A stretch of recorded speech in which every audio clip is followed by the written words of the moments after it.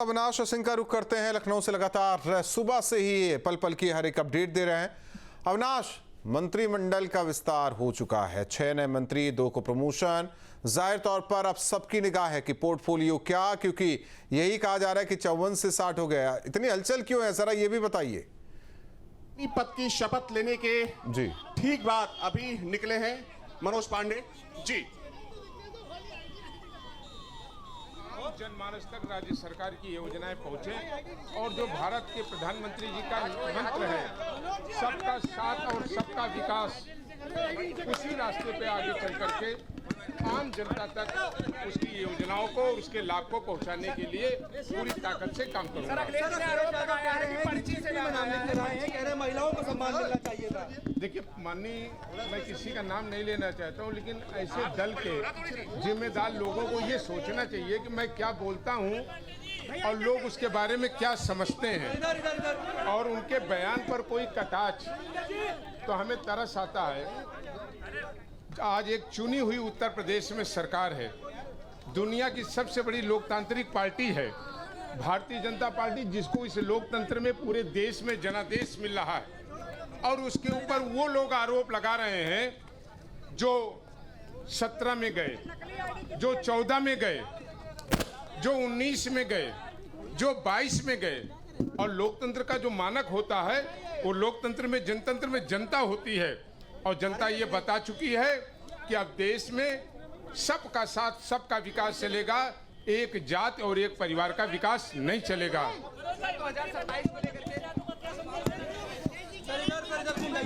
नहीं, मैं तो ये कहना चाहता हूँ कि भगवान सद्बुद्धि दे। लोकतंत्र में ये पैमाना जनता के मतों का होता है, जनता के जनादेशों का होता है। जनता जिस तरीके से पश्चिम बंगाल में आज जनादेश देने का काम किया है, लोगों की आंखें खुल करके भी बंद है, उन्हें हम नहीं खोल सकते।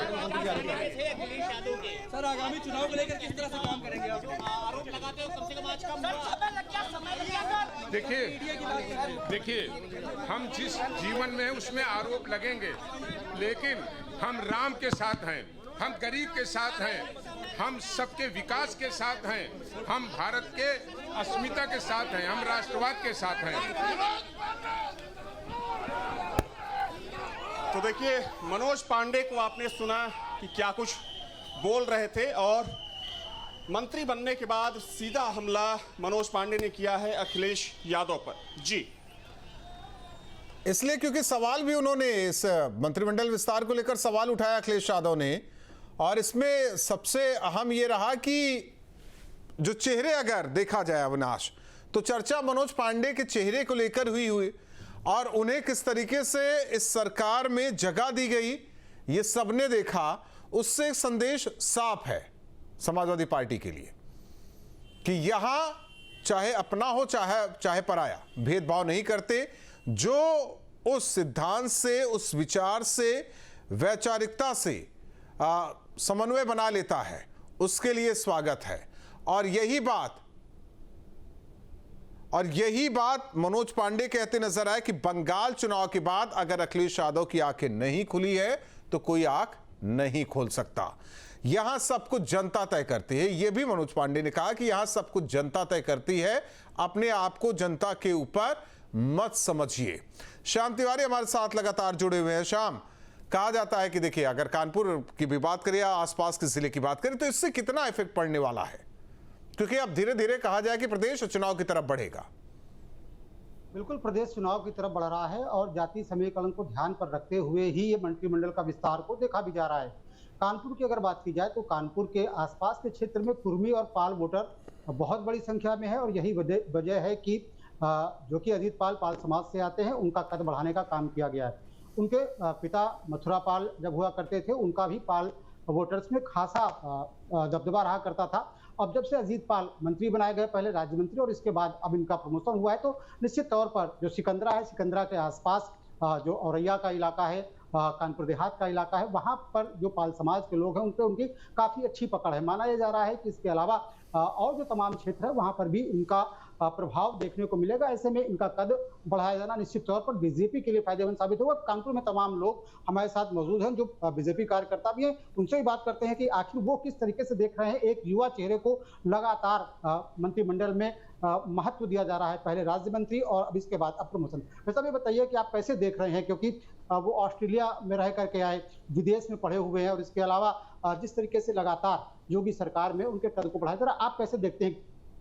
ये बहुत हम लोग के लिए गर्व का पल है कि कानपुर में ऐसा रहने वाले एक युवा जो लगातार कई अच्छी शिक्षा प्राप्त करके विदेश से पढ़कर यहाँ पर आए। उनके पिताजी का भी कानपुर में बहुत अच्छा वर्चस्व रहा था, उसी वर्चस्व को आगे कायम करने का काम अजीत पाल जी कर रहे हैं। कानपुर में निवास उनका काकादेव में होने के कारण कानपुर और कानपुर की ग्रामीण सीट से वो लगातार विधायक रह रहे हैं, इसलिए दोनों क्षेत्रों में उनका अच्छा होल्ड है और अपने समाज के लिए और अन्य समाज के लिए भी अच्छे तरीके से काम करते हैं, लगातार सबके मदद करते हैं, सबसे मिलते हैं। तो एक अच्छा मैसेज गया है कानपुर की जनता के लिए, कानपुर के आसपास के शहर की जनता के लिए कि एक ऐसे आदमी जो लगातार काम कर रहा है उसका कद बढ़ाने का काम किया। आपने अजीत पाल के पिताजी का दौर भी देखा है, उनका भी पाल समाज बिरादरी में बड़ा पैठ रहा करती थी। अब अजीत पाल का कद बढ़ा दिया गया है मंत्रिमंडल में, तो आप कैसे देख रहे हैं, क्या उसका प्रभाव पड़ेगा क्षेत्र में और आसपास की जो सीटें हैं विधानसभा सीटें, क्या असर दिख रहा है? देखिए, वो कानपुर देहात से आते हैं, लेकिन उनका निवास, मैं गीतानगर मंडल में रहता हूँ, काकादेव में उनका निवास है, हमारे मंडल में ही निवास है। इतने सरल व्यक्तित्व जिनकी पकड़ देहात से लेकर शहर में है, सरल व्यक्तित्व, सर्वसुलभ, हर समय जो इस तरीके से सक्रिय रहते हैं, निश्चित ही कानपुर के लिए गर्व की बात है। और सरकार में जो हमारे महाराज जी ने इस विस्तार के द्वारा एक समन्वय को साधा है, क्योंकि हम लोग हर समय चुनाव के मोड में रहते हैं, अभी बंगाल फतेह करके आए हैं और निश्चित ही हमारे सिर पर उत्तर प्रदेश का चुनाव है, उसकी हमारी तैयारी इसी चल बात रही का है। जिक्र शाम कर रहे थे अविनाश हमारे साथ जो लगातार जुड़े हुए। अविनाश, आपने सुना मनोज पांडे को, बहुत विस्तार से उन्होंने हर सवाल का जवाब दिया। सवाल अब इस बात को लेकर है कि विस्तार हो चुका है कैबिनेट का, अब पोर्टफोलियो, फिर इसके बाद कामकाज, लेकिन इस बीच चर्चा चुनाव को लेकर, 27 के चुनाव को लेकर होनी चाहिए। अब हर एक मंच से हमें लगता है कि मनोज पांडे वो बात करेंगे जो हो सकता है कि अखिलेश यादव को अखर जाए।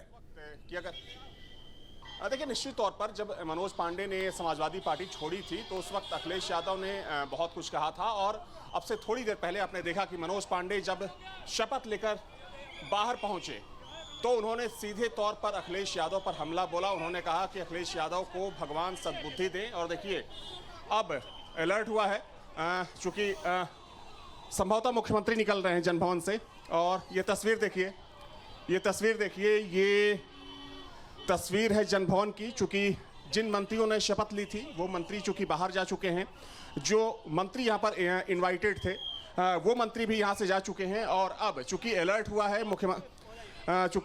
है मुख्यमंत्री को लेकर, तो अब चूंकि पूरी सड़क को खाली कराया गया है, क्योंकि यहाँ से अब सीधे जो सारे मंत्री हैं और जो मुख्यमंत्री हैं वो सीधे लोक भवन पहुंचेंगे, जहां पर कृष्णावतारम जो मूवी बनी है उसकी स्क्रीनिंग होनी है। तो सारे जो मंत्री हैं चूंकि उस स्क्रीनिंग में शामिल होंगे। और ये देखिए मुख्यमंत्री चूंकि और यहाँ की जो तस्वीर है, जनभवन की तस्वीर आप देख सकते हैं। चूंकि सारे मंत्री